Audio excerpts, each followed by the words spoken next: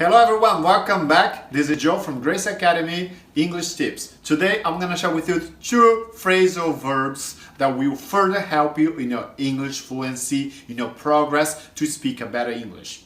Those phrasal verbs are to clean up or to dive into.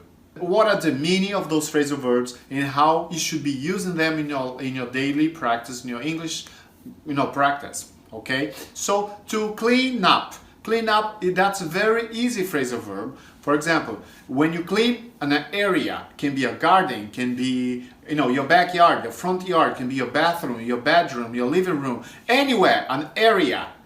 That you say, I will clean up my bathroom, I will clean up my bedroom, I will clean up the yard. You see, that's how you use the phrasal verb. The next one is to dive into. To dive into means to occupy yourself for a certain period of time. For example, I have to have 100% in my exam, so I will have to dive into my studies throughout the weekend. So I will be occupied during the whole weekend in order to be prepared to get a good grade in my exam.